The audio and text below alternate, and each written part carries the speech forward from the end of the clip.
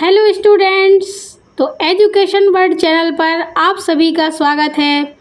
हम अपनी इस ज्योग्राफी की कड़ी पर आगे बढ़ते हुए आपका स्वागत करते हैं और इससे जुड़ने का प्रयास कीजिएगा। ये लेक्चर हमारे बहुत अच्छे जाने वाले हैं और जितने भी एग्ज़ाम हैं RO, ARO, UPPCS, TGT, PGT सभी के लिए बहुत अच्छी क्लासें हैं। तो आप भी आइए और जुड़िए, इनको पढ़कर अपना नॉलेज प्राप्त कीजिए और अपनी सफलता का लक्ष्य प्राप्त कीजिए। तो पढ़ते हैं। आज हम पढ़ेंगे प्लेट विवर्तनिकी सिद्धांत के बारे में। प्लेट विवर्तनिकी क्या होता है और उसमें से जुड़ी हुई स्थलमंडल, प्लेट्स सभी के बारे में पढ़ेंगे। तो चलते हैं, स्टार्ट करते हैं प्लेट विवर्तनिकी के बारे में। स्थलमंडल परपर्टी या कहेंगे क्रस्ट और मेंटल का ऊपरी स्थल है। ऊपरी भाग स्थल मंडल कहलाता है। जो ये परपर्टी है हमारी पृथ्वी का सबसे ऊपरी हिस्सा, जो सबसे ऊपरी हिस्सा है उसी को भूपर्पर्टी कहते हैं या परपर्टी कहते हैं। और मेंटल का यह ऊपरी भाग कहलाता है। मेंटल से लगा हुआ यह ऊपरी भाग स्थल मंडल कहलाता है। उसी को भूपर्पर्टी या मेंटल का ऊपरी भाग स्थल मंडल कहलाता है। इसी को कहते हैं लिथोस्फीयर। लिथोस्फीयर किसे कहेंगे? मेंटल और भूपर्पर्टी के ऊपरी भाग स्थल मंडल कहलाएगा या लिथोस्फीयर कहलाएगा। अब आगे बढ़ते हैं, प्लेट के बारे में जानते हैं। ठोस चट्टान का विशाल व अनियमित आकार कहती है। जो प्लेट क्या है? ठोस चट्टान का विशाल एवं अनियमित आकार का खंड है। ये कैसा खंड है? ठोस चट्टान का विशाल अनियमित आकार का खंड है जो महाद्वीपीय या महासागरीय स्थल खंडों को से मिलाकर बना है। इसी को कहें ये प्लेट कहलाता है। किससे बना हुआ है? जो महाद्वीप है, महासागर हैं, इनके स्थल खंडों से मिलकर बना है। इसी को प्लेट कहते हैं। स्थलमंडल अनेक खंडों रूपों में विभक्त है जिसे प्लेट कहते हैं। इसे प्लेट की संज्ञा दी गई है। यहाँ हम डायग्राम के माध्यम से समझेंगे। ये हमारा लिथोस्फीयर है और ये एस्थेनोस्फीयर है और बीच में जो क्या है, ये परत है जिसे हमने मेंटल कहा था। मेंटल की ऊपरी परत और परपर्टी ये, इसी को कहेंगे, क्या कहेंगे? स्थल मंडल। यह प्रत्यस्थ ठोस अवस्था में रहती है, ये है ना। और यहाँ पर होता है मैग्मा चैम्बर और ये 100 किलोमीटर के बीच में रहती है। तो यहाँ बताया गया है कि ये प्लेट दुर्बलता मंडल पर एक दृढ़ इकाई के रूप में क्षैतिज अवस्था में चलायमान रहती है, विद्यमान रहती है। कुछ सेंटीमीटर प्रति वर्ष, 2 से 5 सेंटीमीटर प्रति वर्ष यह यहाँ पर क्या की गई है? इसकी गणना की गई है।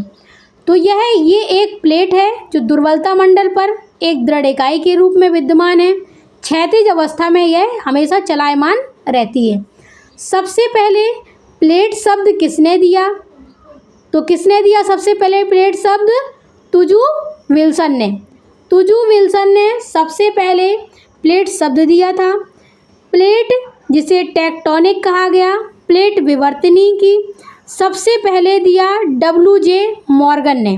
तो डब्ल्यू.जे. मॉर्गन ने क्या दिया? प्लेट टेक्टोनिक दिया और प्लेट शब्द सबसे पहले तुजू विल्सन ने दिया।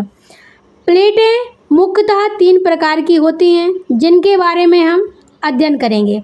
सबसे पहले है महाद्वीपीय प्लेट, कॉन्टिनेंटल प्लेट। दूसरी है महासागरीय प्लेट और तीसरी है महाद्वीपीय सह महासागरीय प्लेट। मुख्य प्लेट यानी मेजर प्लेट जो 7 है। मेजर प्लेट हमारी 7 है, लेकिन छोटी प्लेट है 20 से अधिक हैं। मतलब कहना चाह रहा है कि जो हमारी मेजर प्लेट हैं वह 7 हैं, लेकिन जो छोटी प्लेट हैं वो 20 से अधिक हैं। तो आगे बढ़ते हैं, प्रमुख प्लेटों के बारे में देखते हैं। सबसे पहले हैं प्रशांत महासागरीय प्लेट, पैसिफिक प्लेट। यह अलास्का से अंटार्कटिका प्लेट तक प्रशांत महासागर में फैली हुई है। दूसरी है नॉर्थ अमेरिका प्लेट, पश्चिमी अटलांटिका तल सम्मिलित है। इसमें कौन सा तल सम्मिलित है? पश्चिमी अटलांटिका तल सम्मिलित है। दक्षिणी अमेरिकन प्लेट और कैरिबियन द्वीप इसकी सीमा पर निर्धारित करती हैं। तो इसकी सीमा कौन निर्धारित करती हैं? नॉर्थ अमेरिकन प्लेट की दक्षिणी अमेरिका प्लेट और कैरिबियन द्वीप प्लेट इसकी सीमा निर्धारित करती है। अगला है साउथ अमेरिकन प्लेट, यह पश्चिमी अटलांटिक तल समेत उत्तरी अमेरिका प्लेट व कैरिबियन द्वीप पर स्थित है। अगला है अफ्रीकन प्लेट। अफ्रीकन प्लेट, इसमें पूर्वी अटलांटिक तल भी सम्मिलित किया गया है। अफ्रीकन प्लेट में पूर्वी अटलांटिक तल सम्मिलित किया गया है। इसी प्रकार से यूरेशियन प्लेट, पूर्वी अटलांटिक तल भी इस पर सम्मिलित किया गया है। अंटार्कटिका प्लेट, अंटार्कटिका और इसके चारों ओर घिरी हुई महासागरीय प्लेट भी इसमें सम्मिलित की गई हैं। इसी प्रकार से इंडो ऑस्ट्रेलियाई प्लेट, ये सभी प्लेटें हमारी हैं। इसी के अंतर्गत गौड़ प्लेट कौन कौन सी हैं? जो हमने अभी प्लेटें, प्रमुख प्लेटें पढ़ी, ये सभी प्रमुख प्लेटें थी। अब हम चलते हैं गौड़ प्लेटों के बारे में जानने का प्रयास करते हैं। मुख्य रूप से हमारे इसमें गौड़ प्लेटें 7 हैं, जिसमें है Nazca plate, Cocos plate, Arab plate, Philippine plate, Caribbean plate, Fiji plate और वर्मा प्लेट। तो ये हमारी 7 गौड़ प्लेटें थी। इसके बारे में हम कभी फिर और अच्छे से डिटेल में अध्ययन करेंगे। इसके बाद अगला चलते हैं। अगला है हमारा प्लेट का संचलन। प्लेटों का संचलन किस प्रकार से होता है, इसके बारे में जानते हैं। चूंकि प्लेटें दुर्बलता मंडल पर तैर रही हैं, कहना चाह रहे हैं कि जो हमारी प्लेटें हैं वो दुर्बलता मंडल पर तैर रही हैं, अतः प्लेट के किनारों का संचलन पृथ्वी के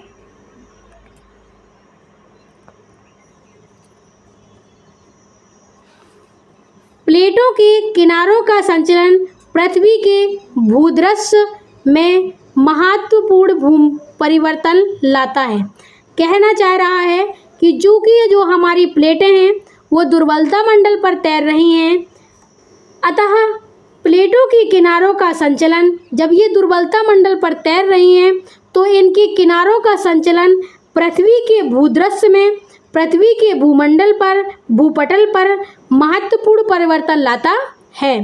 जो प्लेट का किनारा है, दो प्लेटों के मध्य स्थित संचलन का क्षेत्र प्लेट का किनारा कहलाता है। जो प्लेट की सीमा क्या कहलाती है? प्लेटों के किनारे वाले भाग को हम प्लेटों की सीमा के नाम से जाना जाता है।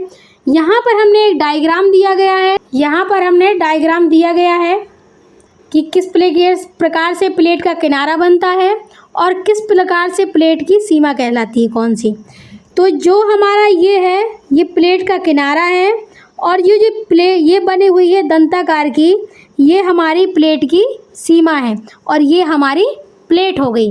जब ये प्लेट आपस में टकराती हैं, यहाँ पर इस दिशा में चलती हैं तो आपस में टकराती हैं, लेकिन जब इस दिशा में खिसकती हैं एक दूसरे से विपरीत दिशा पर, तो यहीं पर हमारा प्लेट की सीमा बनती है। क्या बनती है? प्लेटों की सीमा बनती है। तो प्लेट कितने? 3 प्रकार की होती हैं। कितने प्रकार की? हमारी प्लेटें 3 प्रकार की होती हैं। सबसे पहले अभिसरित प्लेट, जिसे विनाशकारी प्लेट भी कहा जाता है, इसे क्या कहेंगे? Conversion plate. दूसरा है अपसरित प्लेट या रचनात्मक प्लेट, और तीसरी है संरक्षी प्लेट, जिसे कंजर्वेटिव प्लेट के नाम से भी जाना जाता है। तो हम अब इस संरचित प्लेट के बारे में जानने का प्रयास करते हैं। जब दो प्लेटें एक दूसरे की ओर गतिशील होती हैं तो अधिक घनत्व की प्लेट कम घनत्व वाली प्लेट के नीचे धंसती चली जाती है। क्या होता है? जब दो प्लेटें एक दूसरे की ओर गतिशील होती हैं, मतलब चलती हैं, एक दूसरे की तरफ आगे बढ़ती हैं, तो अधिक घनत्व वाली प्लेट होगी वो कम घनत्व वाली प्लेट के नीचे धंस जाती है, जिससे जब नीचे धंसेगी तो क्या उत्पन्न होगा? वलन उत्थान उत्पन्न होगा, मोड़दार पर्वत बनेंगे और ज्वालामुखी प्रक्रिया उत्पन्न होगी। जैसे हम डायग्राम के माध्यम से समझने का प्रयास करते हैं। ये हमारी आपस में दो प्लेटें हैं। जब ये आपस में टकराएंगी तो जो हमारी ज़्यादा घनत्व वाली प्लेट कम घनत्व वाली प्लेट के नीचे धंसती चली जाएगी इस प्रकार से, और ये प्लेट ऊपर उठती चली जाएगी।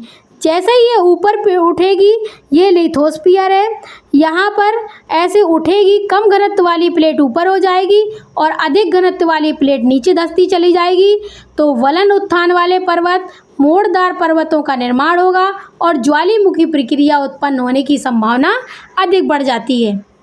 इसी प्रकार से अपसरित प्लेट के बारे में जानते हैं कि प्लेटें एक दूसरे से दूर जाएंगी तो उसे अपसरित प्लेट के नाम से जाना जाएगा। जब प्लेटें एक दूसरे से दूर जाएंगी, आपस में टकराएंगी नहीं। इससे पहले अपसरित प्लेट में क्या हो रहा था? प्लेटें आपस में टकरा रही थी और अधिक घनत्व वाली प्लेट कम घनत्व वाली प्लेट के नीचे धंसती चली जा रही थी, है ना। तो वलित पर्वत, मोड़दार पर्वत का निर्माण हो रहा था। इसी प्रकार से इस पर ये हो रहा है कि एक दूसरे से प्लेटें दूर जा रही हैं। इसके प्रभाव क्या पड़ेगा? दरार बनेगी, भ्रंशन होगा, ज्वालामुखी क्रिया दरारी प्रवृत्ति में पैदा होगा और नया भूपटल का निर्माण होगा। जैसे हमने यहाँ डायग्राम के माध्यम से इसको भी समझते हैं। ये हमारी आपस में दो प्लेटें हैं जो आपस में एक दूसरे से दूर खिसक रही हैं। जब ये एक दूसरे से दूर खिसकेंगी तो क्या होगा?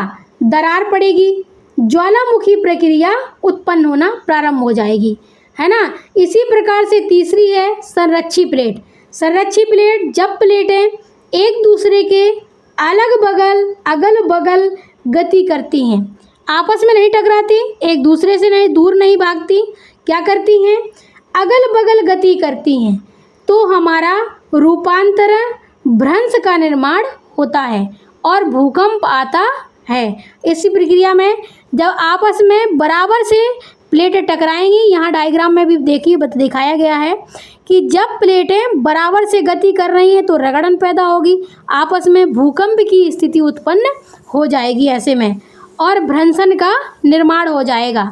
तो ये आज का हमारा लेक्चर था। आप सभी को अच्छा लगा हो तो दिल से लाइक कीजिएगा, सब्सक्राइब कीजिएगा, कमेंट कीजिएगा। फिर मिलते हैं एक नेक्स्ट वीडियो के साथ। तब तक के लिए धन्यवाद।